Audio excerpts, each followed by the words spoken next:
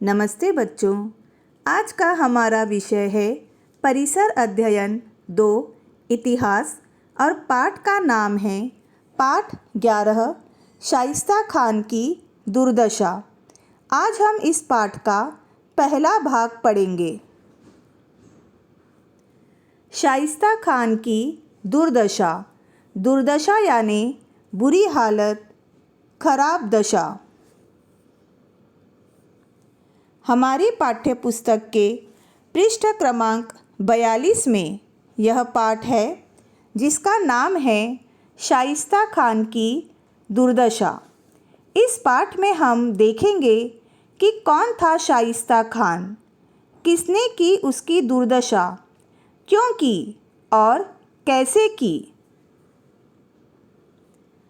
इस पाठ का पहला पॉइंट है शाइस्ता खान का आक्रमण। यह जो फोटो आपको दिखाई दे रही है यह है शाइस्ता खान। बीजापुर के आदिल शाह ने बहुत कोशिश की परंतु शिवाजी महाराज के आगे उसकी एक न चली। उसके प्रत्येक सरदार को शिवाजी महाराज ने बुरी तरह से पराजित किया। कौन थे वे सरदार? पहला सरदार था अफजल खान। अफजल खान बीजापुर का विख्यात सरदार था। वह बहुत शक्तिशाली था। अफजल खान ने सभी दरबारियों के सामने शिवाजी महाराज को जीवित या मृत पकड़कर लाने की प्रतिज्ञा की थी। उसने प्यार का नाटक करके शिवाजी महाराज को मिलने के लिए बुलाया और फिर धोखे से शिवाजी महाराज पर वार कर दिया। परंतु शिवाजी महाराज को पता था कि खान कपटी है। इसलिए शिवाजी महाराज ने खान से मिलने के लिए विशेष पोशाक पहनी थी जिसके कारण वे बच गए। और उसके बाद शिवाजी महाराज ने ही अफजल खान को मार डाला। और उसके बाद आदिल शाह ने अपने दूसरे सरदार सिद्दी जौहर को शिवाजी महाराज को पराजित करने के लिए भेजा। उस समय शिवाजी महाराज पन्हालगढ़ में थे। सिद्दी जौहर ने पन्हालगढ़ को घेर लिया। शिवाजी महाराज को पन्हालगढ़ में बंदी बना दिया।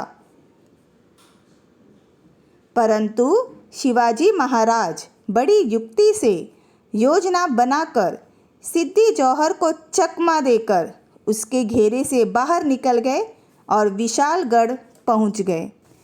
इस प्रकार आदिल शाह के प्रत्येक सरदार को शिवाजी महाराज ने बुरी तरह से पराजित किया। और बच्चों, यह कार्य शिवाजी महाराज ने अकेले नहीं किया। शिवाजी महाराज के मावले साथियों ने शिवाजी महाराज को अपना पूरा सहयोग दिया।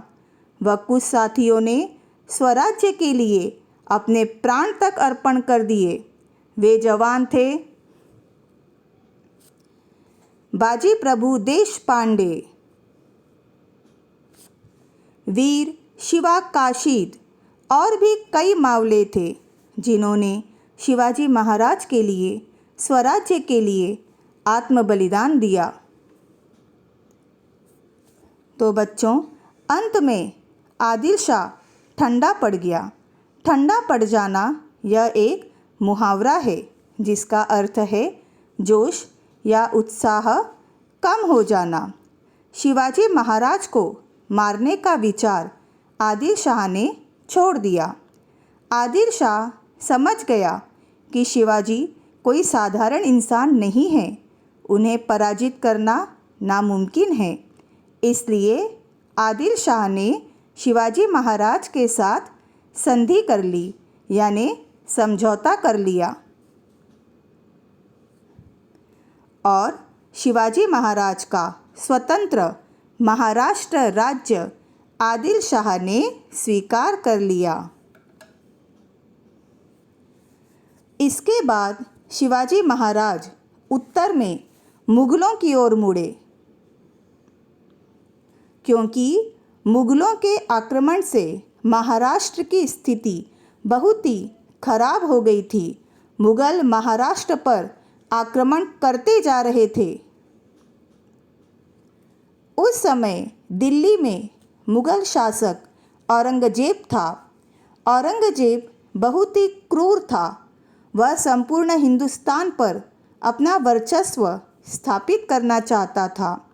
इसी औरंगजेब के प्रदेश पर शिवाजी महाराज ने आक्रमण कर दिए, जिससे औरंगजेब क्रोध में आ गया और उसने शिवाजी महाराज पर आक्रमण करने के लिए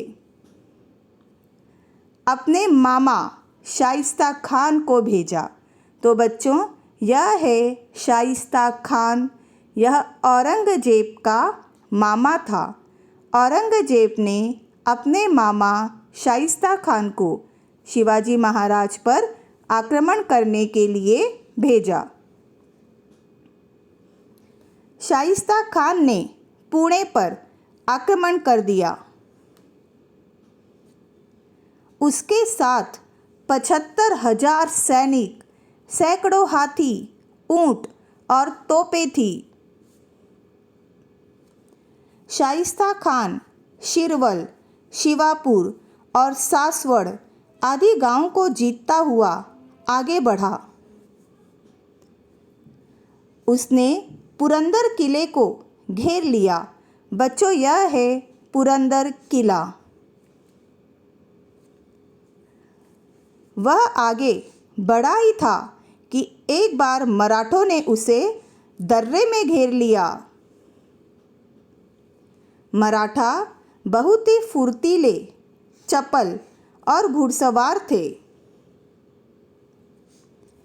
रोटी चटनी खाना, शरीर पर कंबल ओढ़ना, पेड़ पर चढ़ना, पहाड़ी चढ़ना, दर्रा चढ़ना, हवा की तरह घुड़सवारी करना, इन सब कामों में मराठा बड़े होशियार थे। पेड़ पर चढ़ना, पहाड़ी चढ़ना, दर्रा चढ़ना, घुड़सवारी करना, इन सब कामों में मराठा होशियार थे।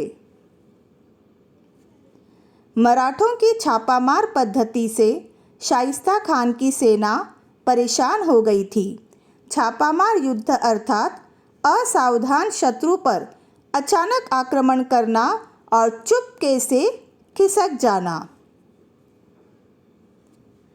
और मराठों की छापामार पद्धति से ही तंग आकर शाइस्ता खान ने पुरंदर का घेरा उठवा लिया। बच्चों, यह है पुरंदर किला, जिस पर शाइस्ता खान ने पहले तो घेरा डाल दिया, लेकिन बाद में फिर अपना घेरा उठा लिया। यह पुरंदर किला पुणे शहर में स्थित है। बच्चों, अगला पॉइंट है फिरंगोजी नरसाला। अब शाइस्ता खान पुणे की ओर चल पड़ा और पुणे आने के बाद शाइस्ता खान ने सबसे पहले चाकण का किला अपने कब्जे में कर लिया। और उस समय चाकण किले का प्रमुख फिरंगोजी नरसाला था। प्रमुख यानी किलेदार। शिवाजी महाराज ने फिरंगोजी नरसाला को चाकण किले की रक्षा का दायित्व सौंपा था। फिरंगोजी व उसके सैनिक बड़ी ईमानदारी से चाकण किले की रक्षा कर रहे थे कि अचानक शाइस्ता खान ने चाकण किले पर आक्रमण कर दिया। 2 महीने तक फिरंगोजी किले की सुरक्षा के लिए शाइस्ता खान से लड़ता रहा।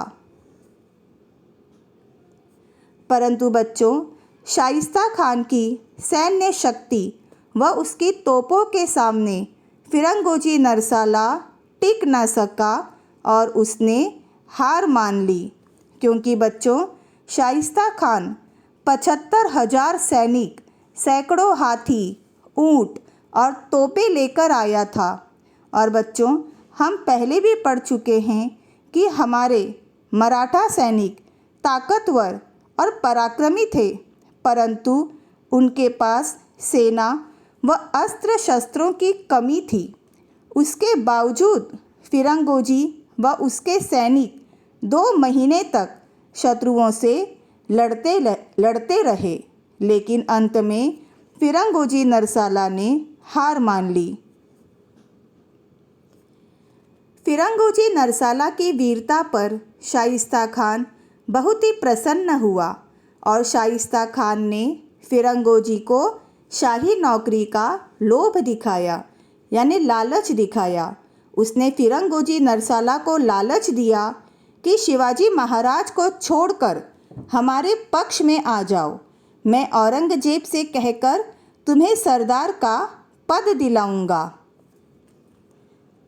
लेकिन बच्चों, फिरंगोजी नरसाला लोभ में नहीं आया और शाइस्ता खान ने फिरंगोजी व उसके सैनिकों का वध नहीं किया, उन्हें जीवित छोड़ दिया। बच्चों, इस भाग में हम यहीं तक पढ़ते हैं। अगले भाग में हम देखेंगे कि शिवाजी महाराज ने शाइस्ता खान को किस प्रकार सबक सिखाया। धन्यवाद।